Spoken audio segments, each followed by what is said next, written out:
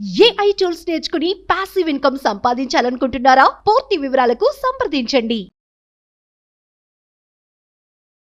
నమస్కారం అండి, డాక్టర్ శ్రీ ఆచార్య ఆనందకృష్ణ స్వామి గారు. నమస్కారం అమ్మా. సో మీరు అన్నట్టుగా ఇలా కాంపిటీటర్గా ఫీల్ అవ్వకుండా ఉండాలి అన్నా, ఈ నెగిటివ్ వైబ్స్ పోవాలి అన్నా, చాలామందికి ఒక్కసారిగా పూర్తవని పని. మన క్లాసెస్ వాళ్ళకి చాలా అవసరం. ఎస్పెషల్లీ మహిళలు ఎదురు చూస్తూ ఉన్నారు. హైదరాబాద్లో కావచ్చు, విజయవాడలో కావచ్చు, క్లాసెస్ ఎప్పుడు నిర్వహిస్తున్నారు? ఒకసారి డేట్లకు సంబంధించిన వివరాలు చెప్పగలరా సార్? ఓకేనమ్మా. మనకి ఇప్పుడు ఈ మార్చ్ 31 వచ్చి తిరుపతిలో క్లాస్ ఉందమ్మా. అలాగే మనకి 7th ఏప్రిల్ మనకి హైదరాబాద్లో స్పెషల్ క్లాస్ ఉంది. 7th ఏప్రిల్ హైదరాబాద్లో స్పెషల్ క్లాస్కి ఖచ్చితంగా రెగ్యులర్ క్లాస్ అటెండ్ చేస్తే మీకు బాగా అర్థమవుతుంది. ఒకవేళ మీరు మేధావులు అనుకుంటే డైరెక్ట్ రావచ్చు, ఇబ్బంది ఏం లేదు.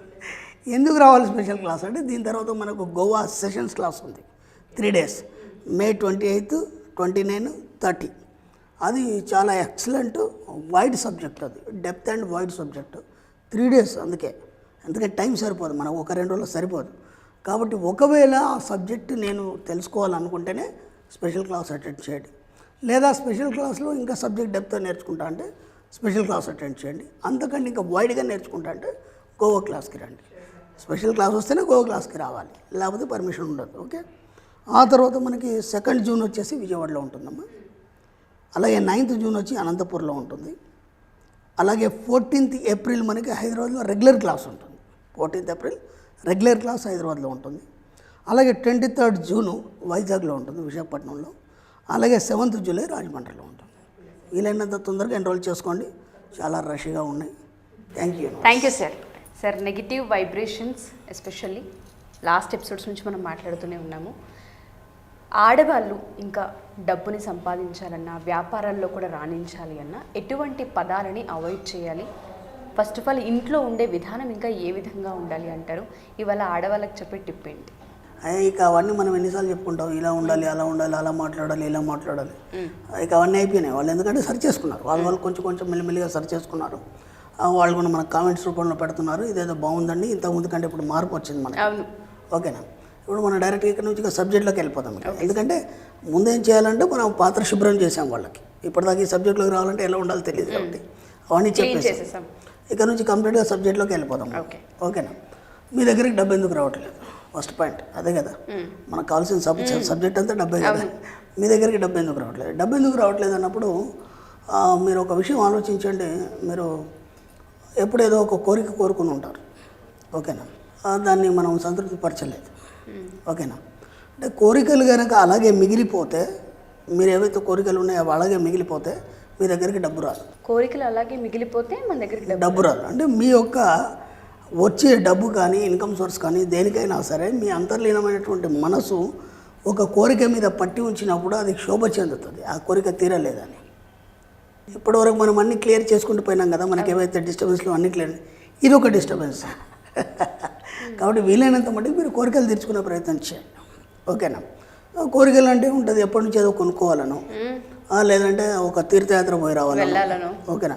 మన సబ్జెక్ట్లో దేవుళ్ళ పూజలు లేవు, కానీ మీరు ఎప్పుడూ అనుకొని ఉన్నారు కదా, తిరుమల వెళ్ళాలనుకున్నారు, అవన్నీ తీర్చేసుకోండి అర్జెంటుగా. ఓకేనా. అలాగే ఒక నగ చేయించుకోవాలను, లేకపోతే ఇంకా మీకు ఒక టూర్ పోయి రావాలను, ఇవన్నీ కోరికలు ఎప్పటి నుంచో మిగిలిపోయినా ఉంటాయి. కొన్ని వస్తువులు కొనాలని, పెళ్ళి కాకముందు నుంచి కూడా మీకు చిన్నప్పటి నుంచి ఏవైతే కోరికలు ఉన్నాయో, అంటే చిన్నప్పుడు మన స్కూలు ఈ దాంట్లో కూడా అందరు ఎక్స్కర్షన్ పోతే మనం పోలేని పరిస్థితి, అంటే ఆర్థిక దుస్థితి వల్ల మనం పోలేని పరిస్థితి. అప్పుడు ఏదో అందరు బాగా ఎంజాయ్ చేసి వచ్చాక మీ ఫ్రెండ్స్ అందరు చెప్పారు, మేము ఇలా చేసాం, ఆలోచన ఒక ఫీల్ అనేది ఆ లోపల అలాగే మనసును పట్టుకుని ఉండిపోతుంది. అప్పుడు ఏ టూర్ అయితే వెళ్ళారో ఇప్పుడు మీ పిల్లలతో భర్తతో కలిసి వెళ్ళరండి, అర్థమైంది, అది క్లియర్ అయిపోతుంది. అలా మీకు తెలియకుండా ఎప్పటి నుంచో మీ లోపల నిక్షిప్తమైనటువంటి కొన్ని కోరికలు ఉంటాయి. ఇవన్నీ ఎక్కడ ఉంటాయంటే మనకి సూప్రోకాన్షియస్ మైండ్లో ఉంటాయి. ఇవన్నీ కూడా దీన్ని ఏమంటారంటే సృజనాత్మక చైతన్యం అంటాం మనం. మన సబ్జెక్ట్లో ఇప్పటివరకు మనం ఏం తెలుసుకున్నామంటే చేతనత్వము, అలాగే సుప్త చేతనం, ఇవి 2 కాకుండా సృజనాత్మక చైతన్యం అని ఒకటి ఉంటుంది.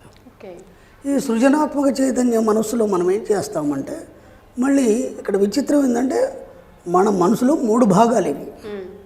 మనసు ఒకటే కానీ దీంట్లో 3 భాగాలు. ఈ సృజనాత్మక చైతన్యంలో మనం ఏం చేస్తామంటే ఒక కోరిక ఒకసారి అనుకొని వదిలిపెట్టేస్తాం. ఓకేనా. నేను బొంబాయి వెళ్ళాలి, ఓకే, లేదా ఒక హీరోని కలవాలి, లేకపోతే మనం సినిమాలు చూసినప్పుడు ఈ హీరో బాగున్నాడు, ఒకసారి కలిస్తే బాగుండు, లేదా ఈ హీరోయిన్ బాగుంది, ఏదో దగ్గరగా ఉంటే బాగుండు, ఇట్లా కొన్ని మనకు అట్లా వచ్చినప్పుడు మనకు తెలియకుండా కొన్ని కోరికలు వస్తాయి. ఆ టైంలో అది అనుకొని దాన్ని వదిలిపెట్టేస్తాం మనం. ఓకే, నాకు అలాగే ఉండిపోతుంది.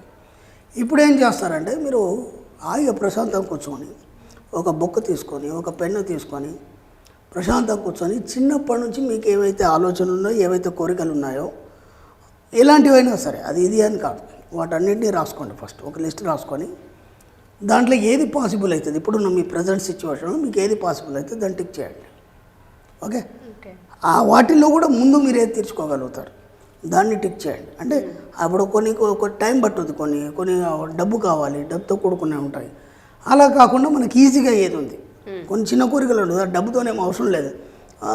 మనిషి సహాయం కానీ సపోర్ట్ కానీ మనిషి సహాయం సపోర్ట్ అవసరం లేదు. ఇప్పుడు జస్ట్ ఏదో దగ్గరలోనే ఒక క్షేత్రాన్ని పోయి రావాలనుకున్నాము, లేదంటే ఒక మంచి టూరిజం ప్లేస్ విజిట్ చేయాలనుకున్నాం.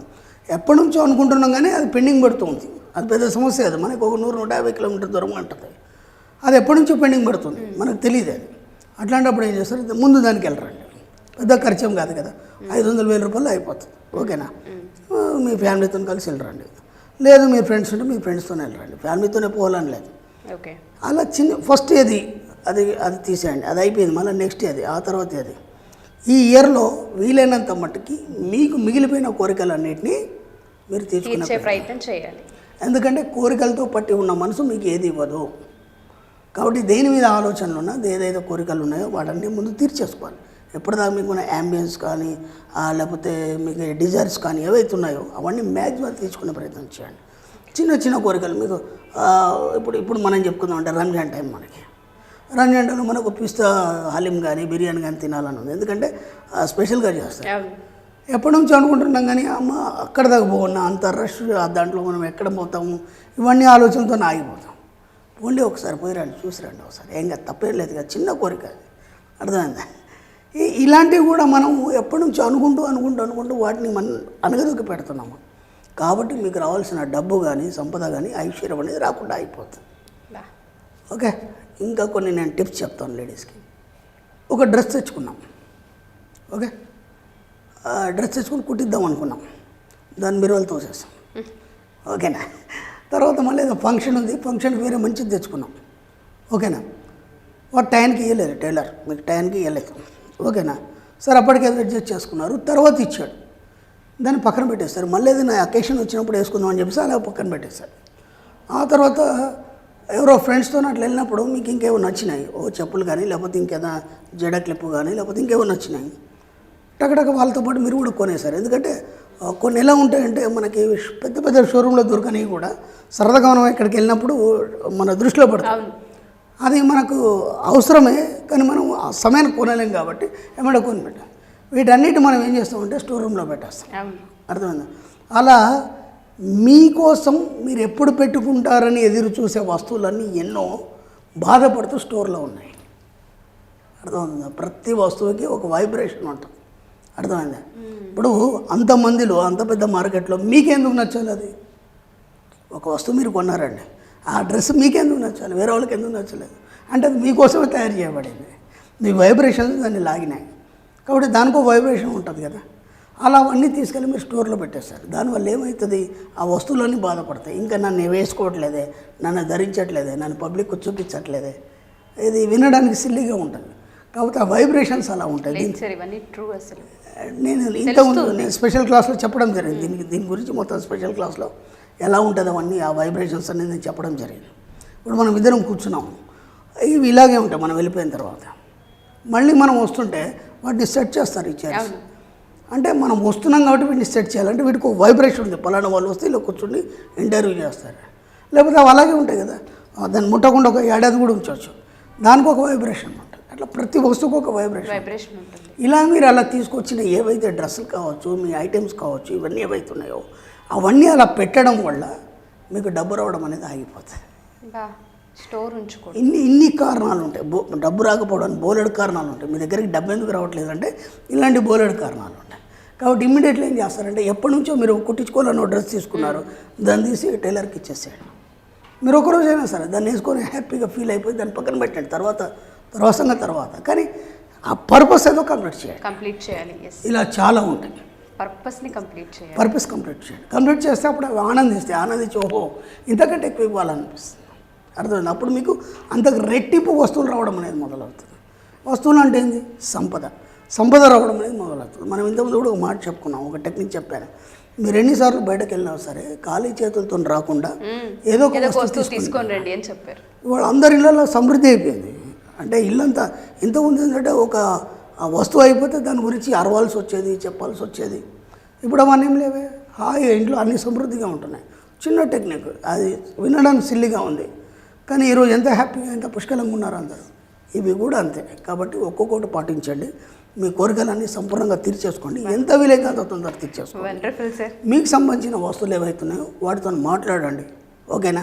వాటితో స్పర్శ చెందించండి. మీరు కుట్టించుకోలేదు కనీసం దాన్ని తీసుకొని సుతారంగా ఇలా థ్యాంక్ యూ అని చెప్పండి, ఓకే? అప్పుడు అవి గుర్తిస్తాయి మిమ్మల్ని. ఓహో ఇంతకంటే ఎక్కువ ఇతనికి ఇవ్వాలనే ఉద్దేశంతో, వీళ్ళకి ఇవ్వాలనే ఉద్దేశంతో విశ్వం మీకు రెడీ చేసి పెట్టేస్తుంది ఖజానా. అప్పుడు డబ్బు వచ్చేస్తుంది. No words.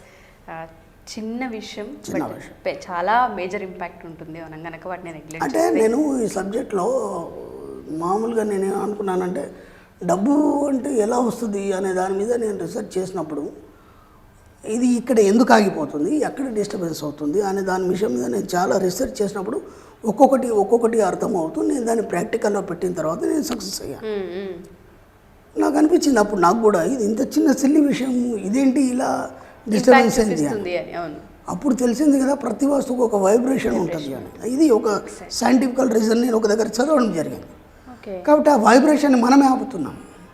ఆ వైబ్రేషన్ ఆపడం వల్ల ఏమవుతుంది, మనకు కూడా అన్నీ వచ్చేటి ఆగిపోతున్నాయి. దానికి ఒక ఫ్రీక్వెన్సీ ఉంటుంది కదా, ఇది అంత పెద్ద దాన్ని ఆపేస్తుంది. మరి చిన్నది చేసేస్తే అవన్నీ వచ్చేస్తాయి కదా. ఇలాంటివి చాలా ఉన్నాయని అర్థమవుతుంది. ముందు ఎపిసోడ్స్లో తెలుసుకునే ప్రయత్నం ఖచ్చితంగా నేను చేస్తాను sir. Thank you sir. Thank you so much. Thank you. Suman టీవీలో మీ పర్సనల్ అండ్ బిజినెస్ ప్రమోషన్స్ కోసం కింది నెంబర్కి కాంటాక్ట్ చేయండి.